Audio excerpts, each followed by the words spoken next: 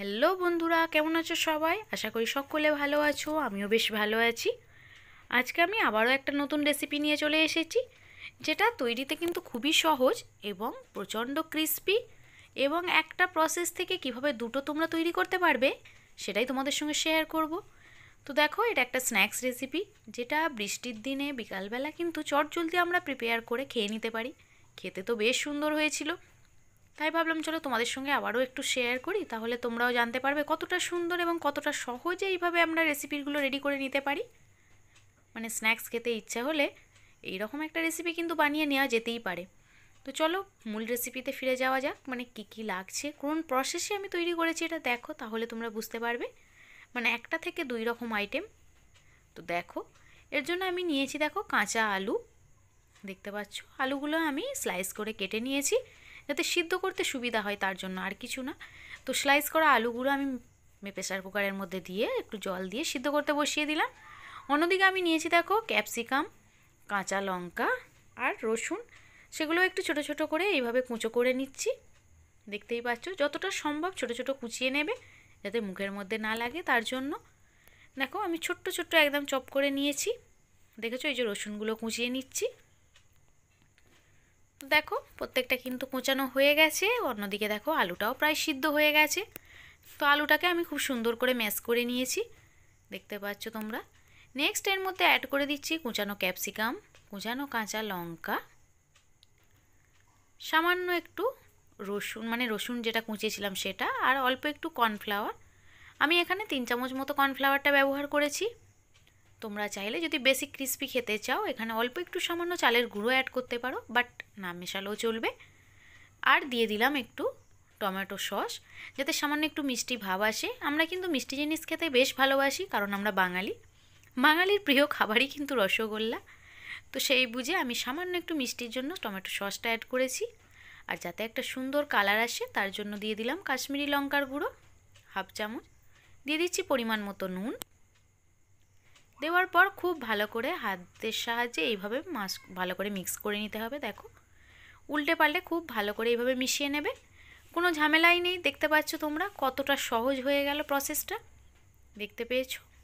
Next আমি এটাকে দুটো পার্ট করে নিলাম। দুটো পার্ট করে নিয়ে একটা পার্টে প্রথম আমি কি প্রসেস করছি সেটা দেখো। একটু রাউন্ড শেপ করে নিয়েছি, নিয়ে এইভাবে প্রেসার দিয়ে একটু চ্যাপটা করে তার মধ্যে একটা চামচের সাহায্যে জাস্ট একটু ফানি করব বলে দেখো এইভাবে প্রসেসটা করে নিচ্ছি। আর একটা স্ট্র দিয়ে দুটো চোখ বানিয়ে নিচ্ছি। দেখো, হাসি কিন্তু বড্ড বেশি প্রয়োজন আমাদের জীবনে। আমাদের সবার জীবন থেকে কিন্তু এই হাসি বা ফান বিষয়টাই কিন্তু নষ্ট হয়ে যাচ্ছে। তার জন্য আমি আজকে ভাবলাম চলো আজকে তোমাদের ফানি স্ন্যাক্সই খাওয়াই। তো সেই জন্যই যেই বলা সেই কাজ।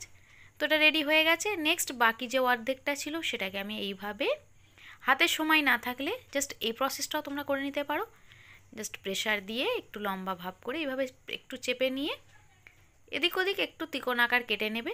কাটাটা তোমার অপশনাল, তোমরা তোমাদের ইচ্ছা মতো কিন্তু এটা শেপ দিতে পারো।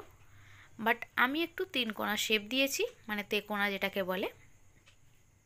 দেখো, খুব ভালো করে একটু প্রেসার দিয়ে এইভাবে পাতলা করে নেওয়ার পর জাস্ট এদিক ওদিক উল্টে পাল্টে এইভাবে কেটে নিয়েছি। তোমরা চাইলে লম্বা বা স্কোয়ার শেপ, যেটা খুশি তোমরা তোমাদের ইচ্ছা মতো শেপ দিতে পারো। আমি তোমাদের সুবিধার্থেই কিন্তু এই শেপটা দিয়েছি। দেখো, দেখতে প্রত্যেকটা প্লেট আউট করে নিলে তোমরা বুঝতে পারবে, দেখতে কিন্তু বেশ সুন্দর হয়েছিল, খারাপ না। দেখো, এইভাবে বাড়িতে হঠাৎ রিলেটিভ আসলেও কিন্তু এইরকম প্রসেসে তোমরা করে দিতে পারো, যেটা খেতে কিন্তু বেশ সুন্দর এবং সবথেকে বড় কথা যেমন ক্রিস্পি আর ভিতরটা কিন্তু বেশ সফট। দেখতে পাচ্ছ প্রত্যেকটা পিস করা হয়ে গেছে। চলো এবার প্লেট আউট করে নিই। দেখো, দেখেছো দেখতে কতটা সুন্দর হয়েছে না? তো হ্যাঁ বন্ধুরা, দেখতে দেখতে তোমাদের যদি ভালো লাগে অবশ্যই কিন্তু আমার চ্যানেলটিকে সাবস্ক্রাইব করো। জাস্ট দেখে চলে যেও না। সাবস্ক্রাইব করলে কিন্তু আরও নতুন নতুন ভিডিও তোমরা খুব সহজে পাবে। দেখেছো কতটা সুন্দর হয়েছে? স্মাইলি স্ন্যাক্স বলতে পারো এটাকে। তাহলে কিন্তু আরও বেশি ভালো লাগবে। নামটা শুনতে যতটা সুন্দর, খেতে কিন্তু তার থেকে বেশি আরও সুন্দর। তো ওভেনের মধ্যে একটা কড়াই বসিয়ে তাতে দিয়ে দিয়েছি পরিমাণ মতো তেল। তেলটা একটু গরম করে নেওয়ার পর আমি একটা করে স্ন্যাক্সগুলো এইভাবে দিয়ে একটু গোল্ডেন ব্রাউন কালার করে ফ্রাই করে নেব।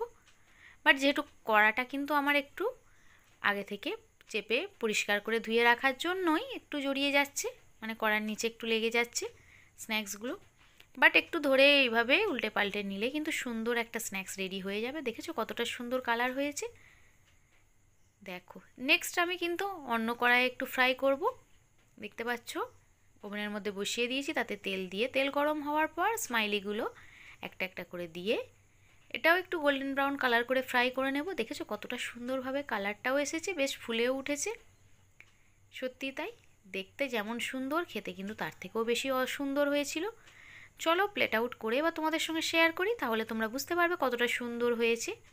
তো দেখো প্রত্যেকটা স্ন্যাক্স কিন্তু খুব সুন্দর হয়েছিল খেতে। একই প্রসেস থেকে আমি 2 রকম স্ন্যাক্স তোমাদের সঙ্গে শেয়ার করলাম। তোমরা চাইলে তোমাদের ইচ্ছা মতো এর মধ্যে যেটা তোমাদের সুবিধা সেটা তোমরা তৈরি করে নিতে পারো। আর তোমরা অবশ্যই কিন্তু টেস্ট করে আমাকে জানাবে তোমাদের কেমন লেগেছে এই রেসিপিটা। দেখো দেখতে দেখেছো কতটা সুন্দর হয়েছে, সঙ্গে টমেটো সস দিয়ে খেতে কিন্তু বেশ ভালো লাগে।